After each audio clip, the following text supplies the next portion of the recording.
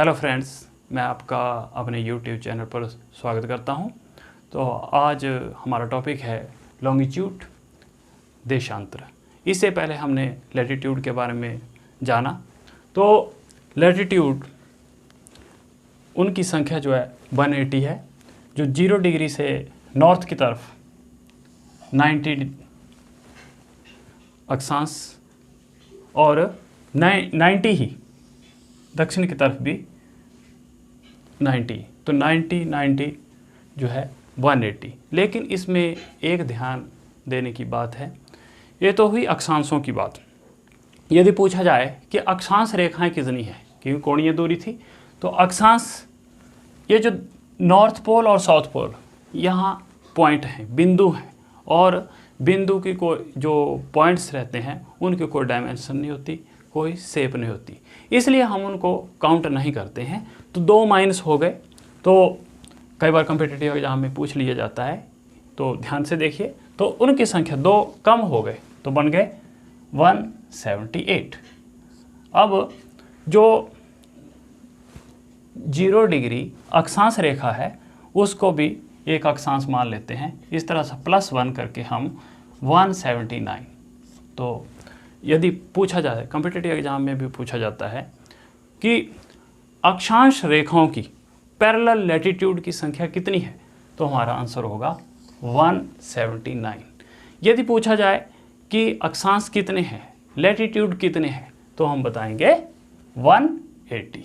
तो यह concept clear होना चाहिए। अब हम चलते हैं आज लॉन्गिट्यूड, देशांतर के बारे में। तो देशांतर, जैसे हमने देखा कि जो अक्षांश रेखा हैं वह भी कोणीय दूरी है, तो उसी तरह से जो देशांतर रेखा हैं वह भी कोणीय दूरी है। तो उसका एंगल किस तरह से बनता है, तो देखते हैं हम। हेमिस्फीयर, यह हेमिस्फीयर है। तो अब इस पर एंगल, तो 0 डिग्री मेरिडियन, इसका इक्वेटर जो ये रेड सी लाइन बना रखी है, ठीक है, इसके सहारे ही, तो इसकी डेफिनेशन देखते हैं। Angle at the earth centre along equator with reference to the central meridian of longitude. तो इसमें क्या है कि जो इसका सेंटर है, जो इक्वेटर है, उसमें जो उसके सहारे जो क्या कहते हैं सेंट्रल मेरिडियन रहता है, 0 डिग्री देशांतर रेखा, उसके साथ वह कोण बनाता है। तो किस तरह से, थोड़ा सा हम देख लेते हैं। ये थोड़ा सा टिक नहीं रहा, आप ऐसे माने कि ये मेरिडियन है, ठीक है। तो इसके साथ जब हम इसको यहाँ D रख लेते हैं, तो इसके सहारे आप देखेंगे कि एंगल किस तरह से बनता है, ठीक। तो ऐसे अलग अलग से एंगल हमारा बनता जाता है। 30 डिग्री, ठीक है, 60 डिग्री, इस तरह से 90 डिग्री। तो चारों तरफ इस तरह से एंगल बन जाते हैं। जब हम चारों तरफ इसके एंगल बन जाएंगे तो कितने होंगे, 360 इक्वेटर पर। तो कोणीय दूरी है। अब फिर वही क्वेश्चन आता है, तो जो रेखाएं हैं ये तो बने लॉन्गिट्यूड, देशांतर। अब देशांतर रेखाएं क्या हैं, तो जो पॉइंट्स इक्वेटर पर आए, इनको जब नॉर्थ से साउथ डायरेक्शन में मिला लेते हैं, ठीक, तो इन्हें बोला जाता है देशांतर रेखाएं। तो इनकी संख्या 360 है। तो इस तरह से हम देखते हैं। तो total number of meridian are 360, और ये इनकी काउंटिंग कैसे है। अब यदि ग्लोब पर भी देखें तो पहले तो संभव नहीं था कि 0 किसको माना जाए और 360 किसको माना जाए। 180 तो आधा आधा कर दिया, ठीक है। एक लाइन को 180 मान लिया गया और एक को 0 डिग्री देशांतर रेखा माना गया। तो जो 0 डिग्री देशांतर रेखा है उसे राइट साइड आगे की ओर पूर्व होता है। जब भी हम डायरेक्शन देखा है, हमेशा ही ग्लोब पर देखें चाहे मानचित्र पर देखें, जब भी हम देशांतर रेखाओं में 0 डिग्री से राइट तरफ हमेशा ही ईस्ट या दूसरे शब्दों में ईस्टर्न हेमिस्फीयर। जैसे हमने जब अक्षांश रेखाओं में बीच से ग्लोब को काट दें, ठीक है, पृथ्वी को सेंटर से, अब जब हम देशांतर का अध्ययन करेंगे तो इसको इस ऊपर से उत्तर से दक्षिण तक काटेंगे तो बन गया, एक बना ईस्टर्न हेमिस्फीयर और दूसरा बना वेस्टर्न हेमिस्फीयर, गोले का आधा भाग। तो जो राइट साइड 0 से आगे वो हमेशा ही ईस्टर्न ईस्ट पूर्व दिशा बताता है, और इसे जो लेफ्ट साइड जो है हमेशा ही जो है वह वेस्ट डायरेक्शन शो करता है। तो इससे हमें बड़ा आसानी से पता लग जाता है कि पूर्व के देश कौन से हैं और पश्चिम के देश कौन से हैं। लेकिन अब ध्यान रखें, जब भी हम देशांतर स्थिति लिखते हैं तो उनके साथ ईस्ट या वेस्ट जरूर लिखते हैं, तभी वो इंडिकेट करती है। उदाहरण के लिए जैसे भारत की देशांतर स्थिति है तो 68 डिग्री 7 मिनट ईस्ट, इसका मतलब क्या है कि भारत की स्थिति 0 से आगे है, 68 डिग्री से शुरू होती है 7 मिनट किस डायरेक्शन में, ईस्ट में। तो इसको हम बड़े आसानी से फाइंड आउट कर सकते हैं। लेकिन ध्यान रहे 0 पर क्या डिसीजन रहेगा, 0 को हम क्या मानेंगे, तो 0 और 180 जहाँ है तो उसको ईस्ट लिखेंगे या वेस्ट लिखेंगे, क्योंकि इधर से जाएंगे, जब 0 से यहाँ से जाएंगे तो भी 180 ईस्ट, लेकिन इधर भी वेस्ट, तो भी मिले तो एक जगह। तो उसका मतलब है कि इस झगड़े को ख़त्म कर दो और ईस्ट और जो 0 डिग्री है और 180 मेरिडियन है उनको कॉमन मान लिया गया है।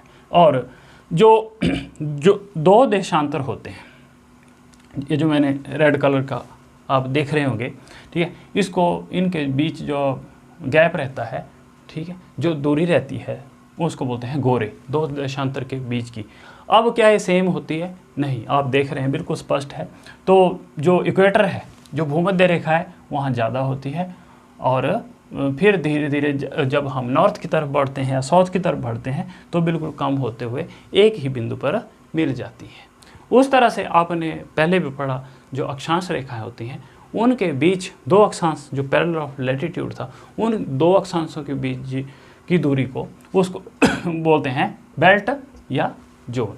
तो अभी तक आपने यह समझा। अब देखते हैं हम, यदि ग्लोब को बीच से काट दिया जाता है, 180 डिग्री से काट दिया जाता है, उसके दो टुकड़े कर देते हैं, तो मैप पर क्या स्थिति बनेगी। लेकिन आप देखिए, जब ग्लोब पर हम देखेंगे 0 से, यहाँ तो ठीक है 0 से आगे राइट में चला गए तो ईस्ट और पीछे वेस्ट, लेकिन ग्लोब को हम जब पीछे से देखेंगे तो हमेशा ही आपको बताया कि ग्लोब पर देखें चाहे मानचित्र पे, जो राइट साइड हमेशा ही जो है वह ईस्ट रहेगा और लेफ़्ट साइड वेस्ट रहेगी। तो इसका उल्टा है। अब यहाँ 180 को आप जब देखेंगे, जो पैसिफिक है तो पैसिफिक ओशन है, प्रशांत महासागर है, तो इसका राइट तो ये बना, तो ये पूर्व आएगा और इस तरफ पश्चिम, जबकि भारत फिर किस डायरेक्शन में। तो आइए हम मानचित्र पर देखते हैं।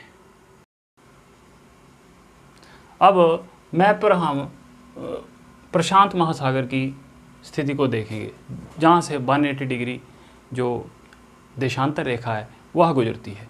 तो जब हमने इसको देखा तो जब 0 डिग्री देशांतर रेखा है जो लंदन से गुजरती है, तो उसके वेस्ट में जो हिस्सा आया ये प्रशांत महासागर है, ठीक है। तो इसे पश्चिमी प्रशांत सागर बोलेंगे, वेस्टर्न पैसिफिक ओशन।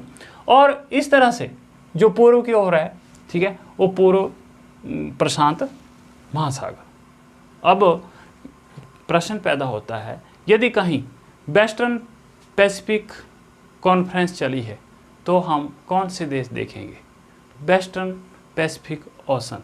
तो हम जब ग्लोब पर देखेंगे, ठीक है, तो ग्लोब पर मैंने आपको पहले भी बताया कि 180 से, ठीक है, तो लेफ़्ट साइड, इस साइड लेफ़्ट साइड है तो ये वेस्टर्न आया। तो वेस्टर्न में कौन कौन से देश आ जाएंगे समझने का आप प्रयास कीजिए।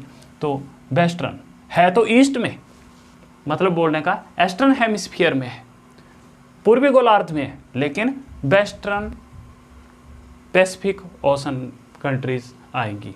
वेस्टर्न पैसिफिक कंट्रीज़ का यदि सम्मेलन है तो देखिए, तो इसमें आया जापान, दक्षिण कोरिया, जितने भी देश हैं तो ये आएंगे। लेकिन ये इसमें कहाँ है? ईस्टर्न हेमिस्फीयर में। इसी तरह से जब हम जलवायु का अध्ययन करेंगे तो वहाँ आएगा कि ईस्ट पैसिफिक कोस्ट, तो ईस्टर्न पैसिफिक कोस्ट, तो वहाँ फिर आएगा जब हम 180 के राइट हैंड साइड में देखेंगे गोल, ठीक है, तो ये जब पूर्व का है, ठीक है, ईस्टर्न पैसिफिक कोस्ट, लेकिन यहाँ है वेस्टर्न हेमिस्फीयर में, तो यहाँ पेरू तट जो आता है, यहाँ से जो जल धाराएँ बहती हैं, तो इस तरह से जब हम इसको गोल कर दें, मान लिया इसको ग्लोब कर देंगे, तो फिर वही ग्लोब वाली स्थिति उत्पन्न हो जाएगी। तो आज हमने देशांतर के बारे में जाना। अब आगे हम दूसरा इसके टाइम कैसे निकालते हैं और अंतर्राष्ट्रीय डेडलाइन का क्या फंक्शन है उसके बारे में नेक्स्ट वीडियो में जानेंगे। तो आपको यह वीडियो अच्छा लगा होगा, तो नेक्स्ट आपको आगे नए वीडियो का नोटिफिकेशन मिले, इसलिए चैनल को सब्सक्राइब कीजिए। और अंत में मैं यही कहना चाहूँगा कि इस तरह से समझो कि दूसरों को भी समझा सको। धन्यवाद।